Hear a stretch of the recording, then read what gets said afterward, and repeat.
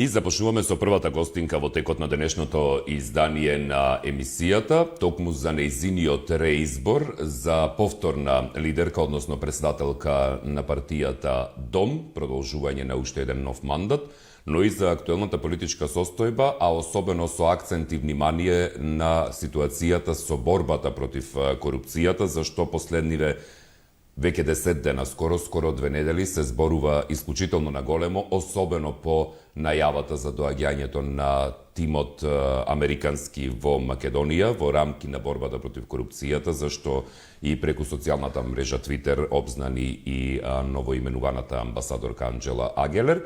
Но ќе одиме соред. Маја Морачанин во студиото, добро дојдовте. Добро ве најдов. Како сте? Одлично, благодарам на поканата. Уште еден нов мандат ви дадоа вашите сопартици и во однос веројатно на одговорноста сега е уште многу поголема да се продолжи на тој пат за кој што сте го зацртале. Така е, секогаш одговорноста поголема кога добивате уште еднаш доверба од своите сопартици и симпатизери, би рекла, бидејќи ние, знаете, работиме малку пошироко, со пошироко вклучување не само на членовите на ДОМ, симпатизерите, туку и представниците од граѓанските здруженија, така што се надевам дека ќе ги реализирам нивните очекувања и ќе оствараме довербата која ми ја даваат повторно. Останувате доследни на тоа што го имате зацртано уште од самото постоење и основање на партијата. Тоа се зелените политики кои што се поврзани и со животната средина. Веќе се зборуваше многу и на вашиот конгрес во делот на климатските промени и во делот на тоа како на сето тоа вие би одговарале, но особен акцент во говорите и вашиот и на вашите сопартици кои што беа дел од Конгресот, можеше да се забележи на борбата против корупцијата, што може би не е новитет во вашата партија, но е може би новитет во однос на јавноста, или пак не е новитет, туку јавноста не ве поврзува со такво прашање. Да, во право сте. Обично кога зборуваме за зелена партија, граѓаните повеќе имаат представа дека се работи само за политики во однос на заштита на животната средина и климата, но не е така, бидејќи зелените вредности се многу покомплексни и меѓусебно поврзани. И јас мислам во неколку наврати за тоа сум зборувала, бидејќи факт е дека не можете да имате чиста и здрава животна средина и ефикасна борба со климатските промени, ако немате, например, ефикасна борба со корупцијата. Или не може да имате развој на демократско општество ако нема унапредување на човековите права, или делот од социјалната правда, кој што е тесно поврзан со вредноста солидарност. Така што зелените политики се еден цел комплексен систем, би рекла, кој што едноставно не може да функционира еден без друг. Така што сите овие вредности и теми се подеднакво важни како и заштитата на животната средина и климата. Да, и веројатно и како што споменувате, едни без други најчесто и не се исклучени тие една од друга, затоа што борбата против корупцијата веројатно е многу клучна, да речеме, во она што ние го имаме како сериозен проблем во земјата и преку гранична соседска, ама и кај нас во делот на аерозагадувањето. Така е. Животната средина и климата не познаваат граници, бидејќи ако има загадување на водите во соседството, неминовно е дека ќе бидат загадени водите во Македонија. И обратно, апсолутно. Или загадувањето на воздухот. Или за климатските промени веќе да не зборуваме, тоа е глобален феномен, така што она што се случува во Индија се рефлектира и овде во Македонија. И мислам дека е клучно малку да излеземе надвор од своите граници, би рекла не само државни, туку и ментални, и да гледаме пошироко на целиот овој комплексен проблем, особено кога станува збор за животната средина и климата, бидејќи поинаку и не е можно решавање. Токму затоа и тој Париски климатски договор, каде што сите земји во светот се обврзуваат да придонесат за намалување на емисиите на стакленички гасови. И она што исто така добро во тој договор, а многу ретко се спомнува, тоа е социјалниот аспект, бидејќи праведно е оние држави кои што емитираат поголема количина на штетни стакленички гасови треба да издвојат повеќе финансиски средства и да им помогнат на неразвиените држави пак, кои што помалку придонесуваат за климатските промени, а се потешко погодени од нив. Така што и тоа е многу важен аспект кога зборуваме воопшто и за животната средина, и за климата, па ако сакате и за оваа зелена енергетска транзиција. Социјалниот аспект мора да биде опфатен во сите овие промени, инаку нема да може да се реализира. Еве, ова е уште еден пример како социјалната правда е тесно поврзана со заштитата на животната средина и климата.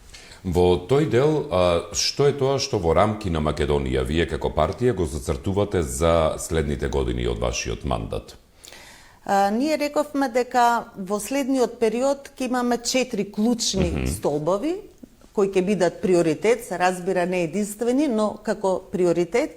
Првиот дел е заштитата на животната средина и климата, особено со акцент на обезбедување на праведна транзиција од фосилните кон обновливи извори на енергија.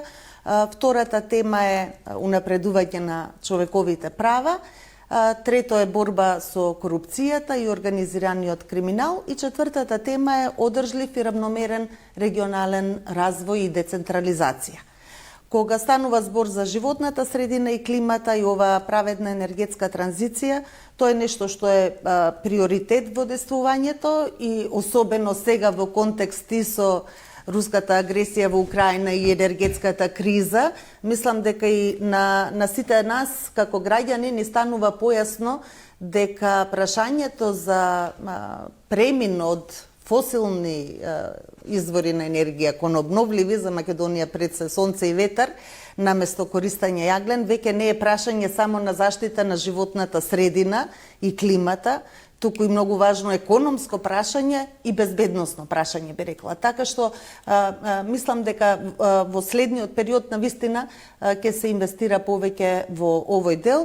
Она што досега се направи, вие знаете дека на барање на дом практично во програмата на владата е внесен Европскиот зелен договор, чија суштина е точно обновливите извори на енергија и енергетската ефикасност, но исто така на наше барање се веќе започнати олеснување на постапките за поставување на фотоволтаици и за граѓаните, и за фирмите. Гледаме дека веќе и некои големи компании од странство инвестираат во фотонапонски централи и во ветерни централи, што е одлично, но она што ние како дом сакаме да се реализира во следниот период, тоа е ова енергија од сонце, пред се од сонце, бидејќи е поедноставно во однос на користењето на ветерот, да биде достапна за граѓаните, односно развој на таа енергетска демократија.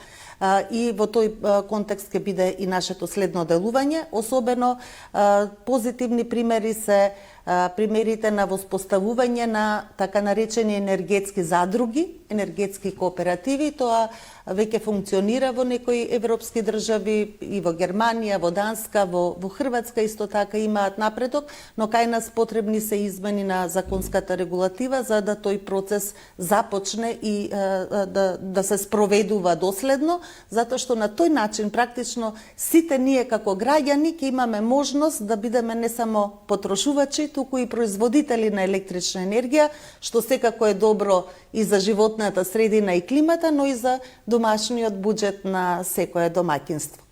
Се чини дека имате доста, гледајќи ги вака од страна работите, амбициозна агенда на партијата. Да. Мене мислам, лично како човек сметам дека можеби не представува тоа што вие се стремите како амбициозност, но веројатно гледано политички, секогаш ваквите прашања се некаде таму зад вратата и чекаат постојано. Имате ли разбирачка по однос на зелените политики од страна на коалицијските партнери, од страна на владата, или пак потешко оди убедувањето за некои работи?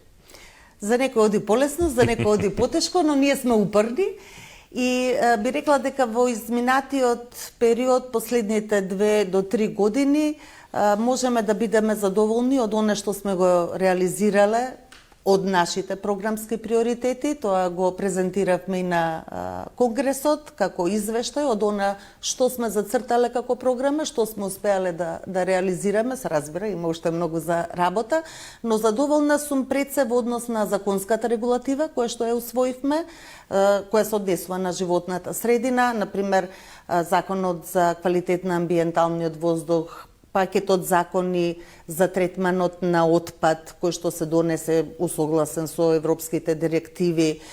Имаше измени во законот за животна средина, така што важни законот за инспекцијски надзор во животната средина. Во тој поглед има значителен напредок и би рекла дека имам поддршка и разбирање од коалицијските партнери, бидејќи знаете, јас многу често поднесувам амандмани на овие закони кои што се однесуваат особено на животната средина и во голем дел тие се прифатени. Во тој дел сум задоволна, но она што останува како предизвик е имплементацијата на тие закони и тоа го знаеме ние, тоа го гледаме и во извештајот на Европската комисија за напредокот на Македонија. Значи, законските решенија се добри, но слабоста ни е имплементацијата и пред се тоа се локализира во слабиот административен капацитет и недостаток на финанси.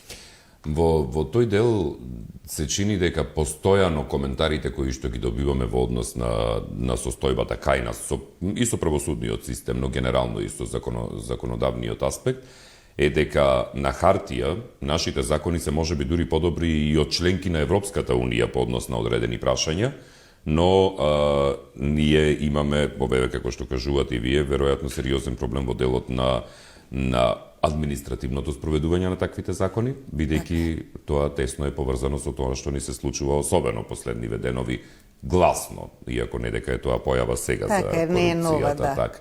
Во однос на тоа, мислите ли дека, например, решавањето на прашањето со корупцијата, за тоа што се чини дека кај нас ова прашање е секаде навлезено?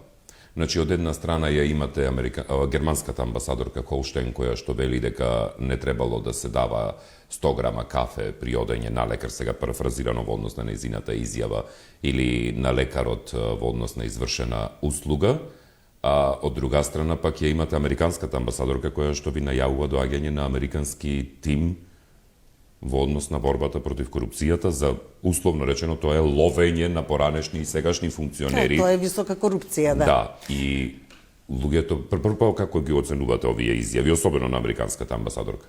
Апсолутно, американската амбасадорка Агелер само гласно го кажа она што граѓаните секојдневно го кажуваат овде со години. И тоа е реалната состојба. И мислам дека ако сакаме нешто да смениме, треба да се соочиме со реалноста. Да, ние имаме изразена корупција во македонското општество и таа е на сите нивои. Јас би рекла, тоа е канцерот на општеството, кој што метастазирал на вистина во секоја клетка на општеството. И сега веќе ако користам медицински метафори и таква терминологија, соодветно, еве јас како лекар, ние таков пристап имаме. Кога имате такво страшно заболување, и начинот на третман е радикален. И затоа, на вистина, мора да се преземат радикални чекори. Дом ја поддржа таа идеја, например, за ветинг, уште 15-16 година, кога се дискутираше, и ние останавме доследни на тоа. Дури и кога владата рече дека нема да се спроведува ветинг заради лошите искуства во Албанија и така натаму, да не навлегувам зошто и како, во нашата програма пред парламентарните 2020 стои дека Дом ќе се залага да се реализира широк ветинг и тука се согласувам, не само правосудниот систем, туку политичарите, функционерите и така натаму.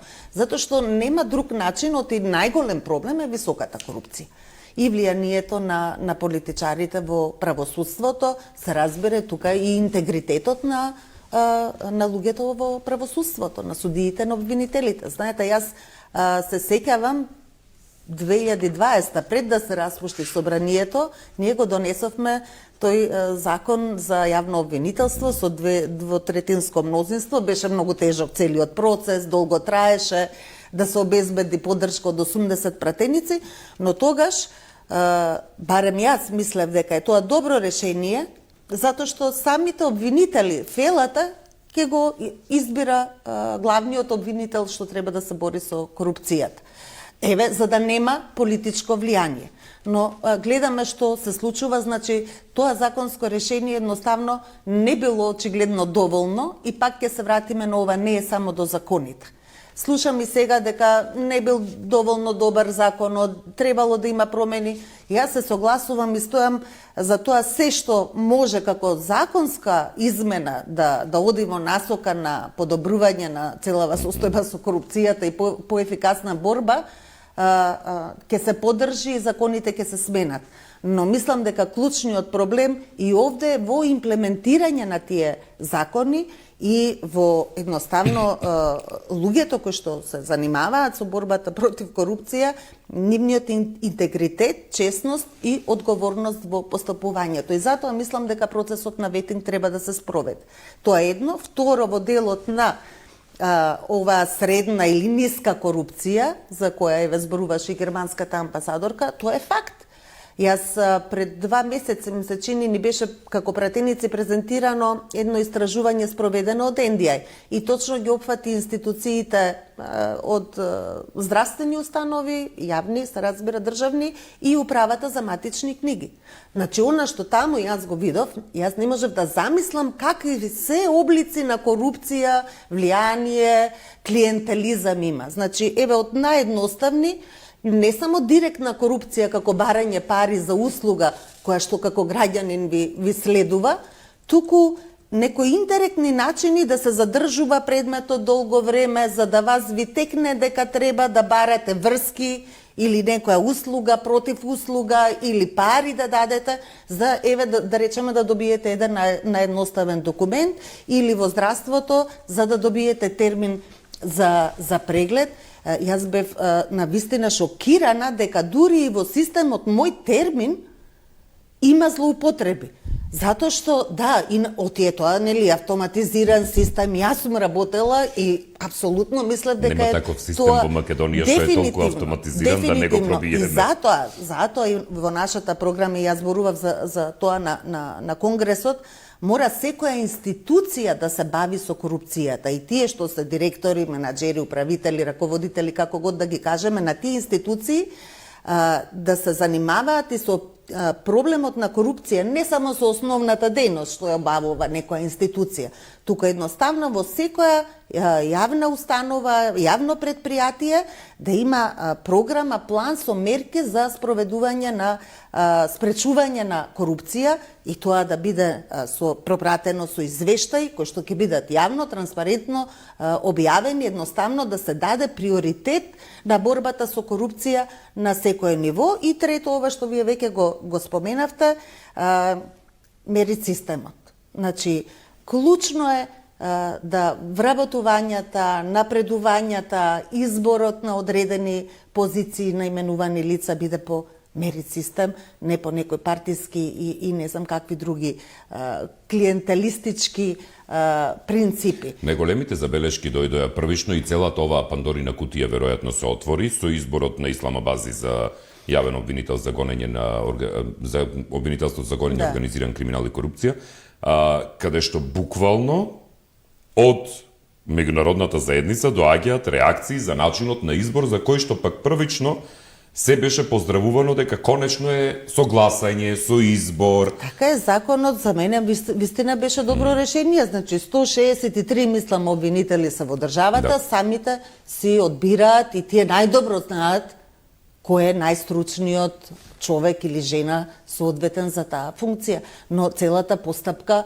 очигледно настрана не го познавам човекот лично, ниту сум од таа фела, но дефинитивно сите реакции не само од меѓународните пријатели, туку и од самата фела, од обвинителството имаше реакции. Јас ги следев тие дебати за граѓаните да не зборувам, што значи дефинитивно потребни ни се радикални чекори на секое ниво. Се слагам, гледам коментари дека најважна е високата корупција, дефинитивно. Ама мора да се справуваме и со оваа средна и ниска корупција, оти пак таа најмногу ги засега граѓаните. во секојдневното нивно комуницирање со институциите и тоа истражувањето исто така од NDI го покажа, се надевам дека брзо ќе го објават јавно, дека најпогодени се најсиромашните граѓани.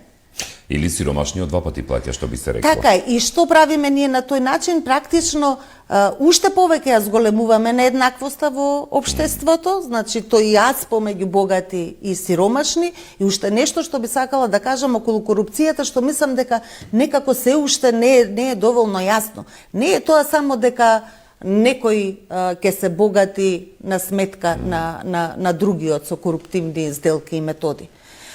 Туку дека тоа станува збор за нашите пари како граѓани, бидејќи ако некој тендер се фаворизира, пример, некоја компанија со коруптивни сделки, тие пари кои што ги добиваат се пари од граѓаните, јавни пари, и на тој начин сите ние губиме како граѓани, наместо тие средства да се искористат за да имаме сите поквалитетен живот, некој едноставно ќе се збогатува на сметка на квалитетот на живот на сите нас. Ќе се префрлиме малку од оваа тема на состојбата со градот Скопје. Колешката Енџи Николовска е во центарот на градот, каде што ја следи ситуацијата со веројатно засега преместувањето на дел од автобусите кои што стоја и на крстосниците кај Црвен крст и кај Мавровка. Енџи, добро утро, каква е состојбата со автобусите и со приватните превозници? Знам дека имаше и кратка пресконференција кога започнавме со емисијата, така што целиот извештај во продолжение повели.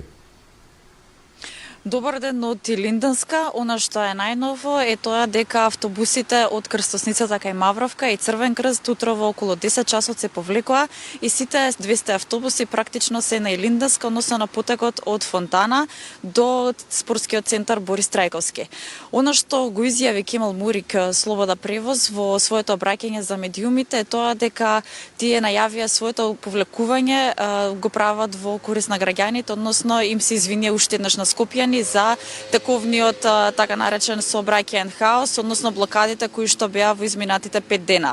Тие најавија дека денеска представници од приватните превозници ќе побараат и средба во влада и ќе супатат околу 13 часот токму таму, каде што ќе побараат помош, односно да се вклучи и владата за побрзо решавање на актуелниот проблем.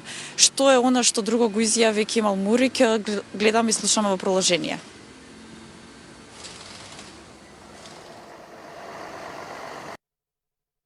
Наискрено се со цел да го олесниме движењето на граѓаните. Ова ви го кажувам наискрено. Значи, граѓаните имаат страшна потешкотија да се движат низ градот. Тоа е едно. Второ, исто така, како што реков, како што поминува времето, како што се изнесуваат нови докази и нови случувања, еден од тие е срамната пресконференција, ако може да се нарече пресконференција на секретарот на градот, каде што вие медиумите бевте присутни на една бламажа од страна нивна и две реченици кажани, ништо конкретно избегна и прашања, така да нашиот фокус без и огорченост се фокусира конкретно тука во раководството на град Скопје и затоа сме тука присутни. Овдека ги преселуваме, како што реков, протестите и ќе останеме се додека нема помак во однос на решавање на нашите праведни барања. Екипата на телевизија 24 уште утринава ги регистрираше бурните реакции и коментарите на граѓаните. Тие велат дека автобусите од ЈСП се редуцирани, но и она што го пишува на возниот ред и мобилната апликација не соодветствува со она што е во реалноста. Уште утринава тие со нивните коментари кои велат дека треба да се најде решение подитно за актуелната состојба. Ги слушаме нивните коментари.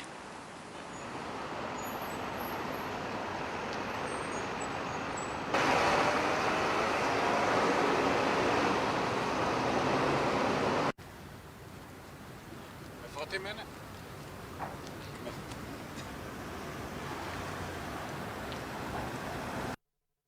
40 минути, додо со 47 од Љубанци, овде ме следна сега петка за мене ме утеши, сега чека многу. Краделе сите. Еден украл, на другиот не се расчитил, третиот не, Асор се крива. Криви се овие што краделе. Па сега има надлежни органи што треба да го решат тоа. да не да малци се крие за ова работа. Треба да им го реши проблемот на луѓето. Они немат земано плата неколку месеци. Овие се лични интереси, како на градоначалничката, така и на овие политички партии. Донесува на власт неписмени луѓе, полуписмени, ги стаја на клучни места и ова се одбива вака. Ние требаше Швајцарија да бидеме. Ови се ненормални, за лични интереси, ја уништија државата. Шо бараме ние од ова? Сосема за крај од ова линковско вклучување, само подсетување за гледачите дека веќе се проводни крстосниците кај Мавровка, но и Црвен крст. Блокадата во моментот е пренасочена само на Илинденска, каде што сме и во моментот со 200 автобуси во сите 4 ленти. Односно има една проводна лента, а тоа е само за итни случаеви. Тоа е за сега огнено од Илинденска. Енджи, во однос на многу кратка информација, дали автобусите ја блокираат само Илинденска, односно булеварот Илинден, почнувајќи од крстосницата кај Влада и завршувајќи кај спортскиот центар Борис Трајковски? Блокадата започнува од Фонтана до спортскиот центар Борис Трајковски. Тоа значи дека е проодно, да речеме, од кај Влада до Фонтана е проодно за сега. Токму така. Добро. Благодарам многу, Енджи, за вклучувањето. Ако има нешто ново, ќе те вклучиме повторно. Така. Тоа беше Енджи Николовска со ситуацијата од терен. Веројатно би било многу проблематично да се коментира состојбата на градот Скопје и случувањата со приватните превозници и темата за корупцијата секако ќе си ја продолжиме, бидејќи имам уште неколку прашања. Мислам, каков коментар да кажам, граѓаните си кажуваат најдобро. Ова е катастрофа што се случува со превозот во град Скопје. Значи, луѓето со денови да не можат да стигнат до работни места, децата на училиште, средношколци, на универзитет што се студентите, вакво нешто никогаш што нема случајно. Јас не знам кои се нивните должничко-доверителски односи. Но секако дека има институции преку кои тоа треба да се решава. И секако дека, ако ништо друго, можеше некоја средба да направат заедничка, па да се отворат тие прашања кои што ги имаат или разлики во начинот на исплата или неисплата. Ако некој имал криминални действија, незаконски нешто работел, се знае дека има институции, финансисова полиција, обвинителство, не знам, УЈП и така натаму, тоа е начинот. А секако не да граѓаните сите, и не само скопјани, од и други граѓани кои што доаѓаат од други градови го користат јавниот превоз. И целиот сообраќај е блокиран. Да не зборувам за зголемено загадување, од и сите користат возила и така натаму, веќе тоа и не е проблем, затоа што И паралелното градење и копање на сите улици. И сите улици се раскопани, значи апсолутно нема проток во градот Скопје на сообраќајот на движењето. Блокиран е целиот град. И кој страда на крај? Страдаат граѓаните кои апсолутно не се виновни за ништо, па уште и се повикуваат да тие нешто, што да кажат граѓаните. Граѓаните на избори избрале советници, градоначалници кои што треба да ги решаваат, пратеници, ако сакате, да не се исклучувам од одговорноста, иако ова е нели во ингеренција конкретно на град Скопје, затоа сме ние избрани да ги решаваме проблемите на граѓаните. Тоа е. Зборувајќи за корупцијата, да се вратиме на таа тема, има неколку работи кои што во последниот период особено се случуваат. Затоа реков преска во делот на отворањето на Пандорината кутија. Затоа што таа некако се чувствува дека јавно се отвори со доаѓањето на новата амбасадорка од САД, со нејзините јавно декларирани заложби за борбата против корупцијата, и со првиот коментар кој што беше даден во однос на изборот на Абази за јавен обвинител. Дополнително од тогаш наваму се случија неколку работи во судско-обвинителската фела за кои што црвениот аларм веќе би требало да е прегорен од звонење. Затоа што имате, да речеме, председателка сега веќе поранешна на судски совет, која што јавно излегува и дава изјава дека се повлекува од функцијата председателка на судски совет поради судско бизнис елити и нивни влијанија и притисоци. поразително, што да кажам, затоа велам ветинг и одземање на имотот. Мислам дека е тоа исто така многу клучно. Конфискација на имот на сите овие луѓе што незаконски се стекнале со некаков имот. Бидејќи и тоа е она што сите сакаме како граѓани да го видиме. Се разбира дека треба да бидат санкционирани, затворски казни и така натаму, ама мора тие пари, тој имот што незаконски го стекнале, што им припаѓа на граѓаните да се врати назад за тие средства, повторно да бидат наменети за граѓаните. Преска искоментиравте дека станува збор за сериозна метастаза низ целиот систем, каде што ние веќе дури и разговараме, бидејќи го споменавте интегритетот, и тоа ми е вака многу клучен дел, бидејќи најтешко се дефинира и најтешко се применува како таков. Има една растеглива форма на гледање, и тоа го гледам и сите ти, извинете, етички кодекси што ги усвоивме и така, поприлично се растегливи. Така е. И таквата растегливост, да речеме, ја гледаме во тоа дека човек се кандидира за директор на Академијата за судии и јавни обвинители, кој што веќе извршува две други функции и добива трета функција, па ајде по реакциите се повлече, но веројатно треба да зборуваме за интегритетот. Сега одеднаш имате нова председателка на Судскиот совет, која што истовремено е членка на правна комисија на владеачката партија. И некако тие сите прашања доведуваат до растегливост на дефиницијата интегритет и кодекс. Затоа што ова би требало да се подразбира, а не да го разговараме дали може или не може. Така е, да. И не треба да бараме оправдувања дека нешто не било спротивно на законот или мислам... Дека не пишува никаде во законот, дека тоа не е дозволено. Да. И тоа е нешто што многу често го слушаме како оправдание за многу работи, дека нели, и тоа одамна беше така, се е во согласност со уставот и законите, така беше тоа е таа флоскула која поминува, ама не поминува. И не треба, мислам, мене ми е многу драго што граѓаните реагираат бурно, и тоа е притисокот кој мислам дека на кој најмногу реагираат политичарите и може да доведе до промени, тоа е добро, ама некако пак ќе се вратам на ова предмалку што го зборував, па ние сме ги избрале сите тие политичари и така натаму да ги спроведуваат интересите на граѓаните, а граѓаните сега ги доведуваме во позиција да ги следат сите наши активности и да реагираат на сите наши евентуални грешки. Мислам, малку е наопаку сваќањето за одговорноста. И не само интегритет, туку и одговорност мислам дека е клучен збор.